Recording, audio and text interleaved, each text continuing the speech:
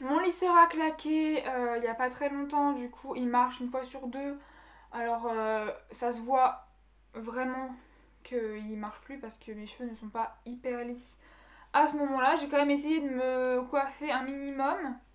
Je sais pas si ça peut se voir, mais j'ai essayé en tout cas. J'ai mes boutons de règles. J'ai l'impression que dès que je viens vous voir, j'ai des boutons de règles. Toujours au même endroit, franchement j'en ai marre. J'arrive pas à les enlever, donc bref, je les touche pas. Hein, enfin, vous voyez que j'en avais un autre il y a 2 semaines. Il est parti, heureusement, parce qu'il était resté très longtemps. Mais alors celui-là, il est tout neuf et il pète la forme, hein, moi je vous le dis. Bon bah sinon, bah, je vous laisse avec le générique. Bon,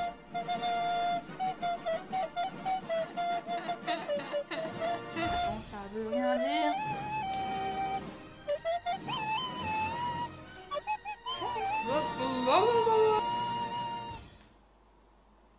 Salut à tous, c'est Alou et on se retrouve aujourd'hui pour une nouvelle vidéo un peu spéciale. On va parler de la nouvelle palette de chez Morphe en collaboration avec Avani Greg, qui est une influenceuse de TikTok. Elle a 18 ans et je crois qu'elle fait que du maquillage. Je ne sais pas exactement, je la connais pas. Donc on parle d'une assez grande palette, assez bien colorée. J'aime beaucoup l'harmonie. Donc on a 10 fards à paupières qui sont assez grands d'ailleurs. Et en petit en bas on a des liner cake dans la palette, ce qui est assez rare justement. C'est la première fois que je vois une palette comme ça, c'est pour ça que je l'ai prise. En fait ça m'a directement tapé dans l'œil. Vous allez voir que c'est pas une réussite vu que j'ai déjà tourné cette vidéo il y a une semaine. Mais là on va réessayer de faire les choses bien. Donc dans cette vidéo on va sûrement s'occuper plus des yeux que du teint parce que j'ai juste un nouveau fond de teint de chez L'Oréal, le Infaillible Fresh Wear 24 heures SPF 25, qui est pas nouveau en soi, mais je l'ai acheté il y a même pas une semaine et franchement comment vous dire que je l'adore, donc je m'en passe plus. Fallait que je vous montre son résultat sur mon visage et même son résultat tout court. Il est génial et moi c'est la teinte 25 que j'ai, rose ivoire. Elle paraît un peu plus foncée que moi mais franchement ça passe, je le mets assez souvent. Donc il existe en liquide et en poudre, donc je pense que vous avez vu ça sur TikTok. C'était une grande tendance il y a quelques temps, là, il n'y a pas très longtemps, quelques jours. Comme quoi il est hyper couvrant. Alors celui-ci n'est pas couvrant, pas total, il a une couvrance moyenne à faible on va dire. Il cache ce qu'il faut mais il va pas vous plomber le visage, franchement il est super bien, vous allez le voir de toute façon. Mais le même fond de teint en poudre ne promet pas du tout les mêmes promesses. C'est plutôt un fond de teint qui est à haute couvrance, mais franchement quand j'ai vu les résultats sur d'autres youtubeuses, j'ai pas du tout aimé, ça assèche la peau, ça a laissé beaucoup de traces, ça faisait ressortir tous les mouvements de la peau. Et moi comme j'ai beaucoup d'imperfections en ce moment, je me suis dit que franchement c'est pas un fond de teint que je voudrais essayer. Donc je suis partie plutôt sur celui-là et je suis pas déçue du tout. Bon je suis désolée mais pour la base c'est pas une surprise, j'ai pris la même que d'habitude, celle de chez Trendy Up, la Expert anti-rougeur. Je suis désolée parce que vraiment j'ai envie de la finir, c'est celle qui me va vraiment le mieux, elle me fait rien du tout au visage, elle me rajoute pas plus de boutons que ça et ça je suis très contente. Donc pour l'instant c'est celle que je veux à tout prix finir. Alors j'ai mis 2 pompes sur ma main et je vais directement le faire avec le doigt comme d'habitude.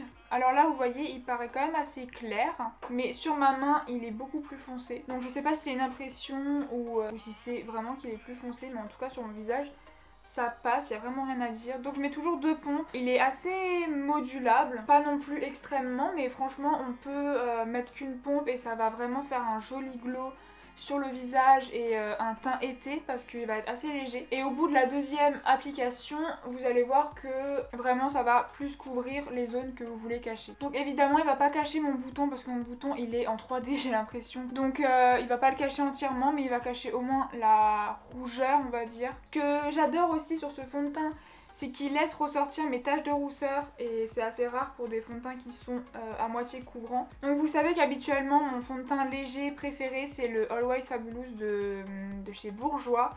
Mais franchement je pense que celui-là l'a remplacé pratiquement. Alors pour ce qui est du teint j'ai fini, j'ai fait mes sourcils avec le savon et avec mon feutre à sourcils. Donc j'ai fait mon teint tout en entier parce que j'avais rien de nouveau à vous montrer et que je vous montre tout le temps comment je fais mon teint habituellement. Donc là on va passer aux yeux et je vais d'abord vous parler de 2 bases. Donc d'abord celle de chez Beauty Bay que j'utilise depuis le début de ma chaîne pratiquement. Donc qui est une base à paupières de couleur peau. Donc là c'est la teinte 2, c'est la plus claire en couleur, sinon la teinte 1 c'est une blanche. C'est une bonne base pour les débutants parce qu'elle est pas chère, elle coûte environ 6,75€. De toute façon ça sera en barre d'infos et comme d'habitude juste ici. donc vous allez le voir. Donc oui, c'est une base qui coûte pas très cher, c'est une bonne marque, Beauty Bay. Alors moi j'ai la paupière grasse, donc forcément c'est plus difficile. Je pense qu'elle est pas faite pour moi, alors que pour d'autres ça pourrait très bien marcher. Et de l'autre côté, je mettrai la base P. Louise, donc que j'ai commandée en même temps que la palette, je vous l'ai dit dans ma dernière vidéo. J'étais très pressée de la voir. C'est la teinte numéro 1, donc c'est pas la universelle que tout le monde a, donc Marron Caméléon et tout le reste. Eux c'est la 2 qu'ils ont et moi c'est la numéro 1 parce que je suis assez claire de peau, un peu plus que les autres. Donc il y a 15 ml à l'intérieur, dans celle-ci il y a 15 ml aussi. À part que là du coup il y a un applicateur gloss, donc c'est assez facile d'appliquer la matière. Et celle-ci c'est vraiment juste un petit bouchon assez fin avec le produit qui sort direct. Une base avec une couvrance ultime par rapport à celle-ci. Je l'ai déjà testé une ou deux fois. J'aime beaucoup, alors mais là on va les tester ensemble pour voir vraiment leur différence. Donc celle-ci, vous le savez déjà, elle est beaucoup moins couvrante sur la paupière. On voit encore à travers mes veines et tout ça. Celle-ci, elle l'est quand même un peu plus. Et comme dit, c'est l'une des meilleures bases sur le marché au jour d'aujourd'hui. Donc pour la première base, on va prendre la Beauty Bay. Je vais la mettre sur cette œil-ci. Alors j'ai pris un pinceau langue de chat. Donc j'en mets partout et après je vais l'étaler encore avec un autre pinceau pour enlever le surplus de matière pour justement éviter que mon pli de paupière et toutes les ridules de ma paupière mobile se figent avec la base et bougent tout au long de la journée. Donc déjà à la première application, vous voyez bien que ma paupière est quand même assez unifiée par rapport à l'autre qui a encore toutes ces rougeurs. Donc pour ça, je suis d'accord que c'est une bonne base comme je le souhaite parce qu'il y a des bases transparentes qui existent aussi. Mais en tout cas ça c'est vraiment ce que je recherche. Alors pour ce qui est de la deuxième, je vais directement la mettre sur le dos de ma main. Donc comme avec l'autre, je vais tracer mon sourcil pour qu'il soit délimité et que ça fasse plus joli. Donc elle est plus épaisse mais tout aussi agréable que l'autre. Donc vous voyez qu'elle est un peu plus claire que ma paupière, que mon autre paupière. Mais c'est pas dérangeant hein, vraiment, c'est pas très grave. J'aime bien quand c'est plus clair pour le dessous de mon sourcil. Du coup là vous voyez le résultat des deux bases. Donc je préfère largement la P. Louise pour le fait qu'elle a bien souligné mon sourcil et ça j'aime beaucoup. J'ai poudré les deux bases avec le fard de la palette Zoeva, la mat, donc celui-ci. Et donc après avoir poudré mon arcade sourcilière, on va passer du coup à la palette. Et je vais faire un truc assez graphique, je veux faire un truc simple, je veux vraiment juste voir si la base tient sur mon œil ou pas. Donc j'ai pris un pinceau assez précis de chez Beauty Bay d'ailleurs, mais peu importe hein, vraiment. Et on va prendre la teinte Maddie Donut Like qui est un violet bleuté que j'aime beaucoup. Et on va faire une forme simple étirée qui va partir du début de l'œil jusqu'à la fin de mon sourcil je pense.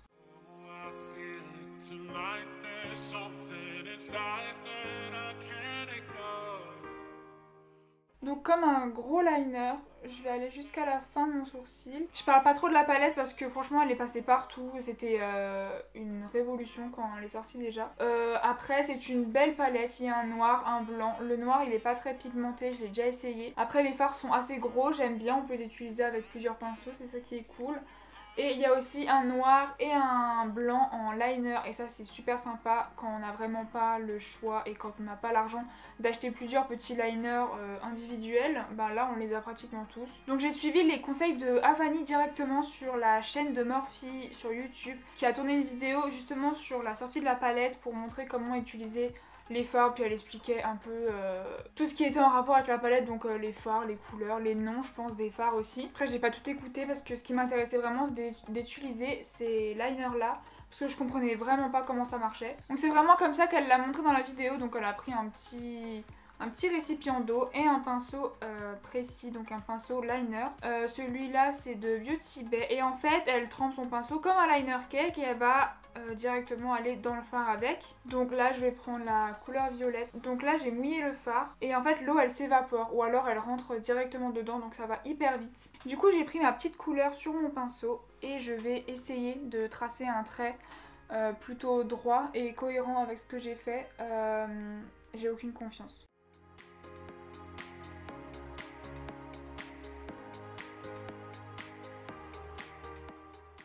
Donc j'ai fait un gros trait de liner des deux côtés et le liner sera en barre d'infos parce que j'ai besoin de vous montrer, c'est à peu près les mêmes que d'habitude. Donc dans la palette il y a un gris qui s'appelle Bru et je voulais l'utiliser pour mon ras-de-cils du bas parce que c'est assez rare d'avoir un gris dans des palettes, donc quand il y en a il faut les utiliser. Donc voir s'il est beau et voilà tout simplement utiliser un peu plus de fard. Donc c'est un pinceau de chez Nocibé comme d'habitude. Je mets rarement mes mascaras dans la barre d'infos parce que j'oublie assez souvent parce que c'est des petits produits. Mais en fait ce que j'utilise tout le temps c'est le Lash Paradise de chez L'Oréal qui est bientôt fini. Et celui de chez Wonder Beauty, le Mille Eye Club, que j'aime beaucoup pour les cils du bas. Et je les utilise toujours, ben, je vais les finir et je devrais en acheter d'autres. Enfin, voilà, c'est la vie, c'est comme ça. Mais au moins, il faut finir ses produits dans la vie. Et j'aimerais me mettre un fard lumineux en coin interne, ça serait assez sympathique. Et je vais prendre le fard Star Emoji, qui est le plus lumineux de la palette. Donc là vous voyez déjà, bon, c'est clairement des paillettes. Il faut éviter de les mettre dans les yeux quand même parce que ça fait assez mal. Au niveau des faux cils, je vais essayer de vous montrer comment les mettre encore une fois. C'est ceux de chez Colourpop, les Queenie, qui sont magnifiques. Je les mets assez souvent mais je les trouve vraiment trop beaux. Après avoir mis votre colle à faux cils, donc chez moi c'est la Duo, vous connaissez. Donc la colle on la laisse un peu sécher sur le bord de ces faux cils. Donc elle va devenir légèrement bleutée, donc c'est là qu'on va commencer à mettre ses faux cils parce qu'elle commence à se figer. Donc moi j'y vais avec les doigts et j'y vais directement.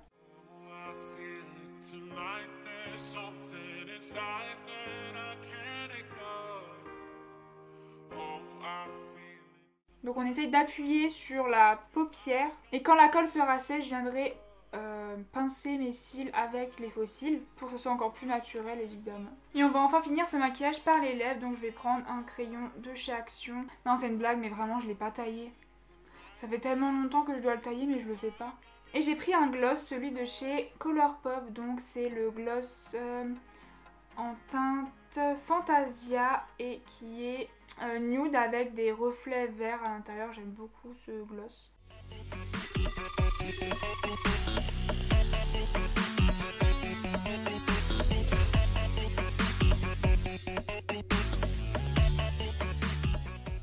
J'espère que cette vidéo vous a plu, cette petite revue avec la palette de Havani et le fond de teint que j'ai utilisé et la base P. Louise. Écoutez, ça s'est très bien comporté des deux côtés. Pour l'instant, pas de soucis. Je trouve que, ouais, pour l'instant, elles tiennent bien. J'en ai pas mis beaucoup, donc ça file pas dans les plis. Donc en tout cas, je vous dirais que les deux bases sont bonnes, hein, une à 6 € et une à 15 €. De toute façon, c'est à vous de faire le choix. Il faut que vous testiez vous-même aussi, je pense. Donc je peux pas être parfaite, donc ça peut marcher sur moi ou ne pas marcher sur moi et marcher très bien sur vous. J'espère que ça vous a plu et je vous invite directement à vous abonner à ma chaîne YouTube et à mon compte Instagram, à liker, partager et commenter cette vidéo, ça me ferait beaucoup plaisir. Et je vous dis à la prochaine. Ciao!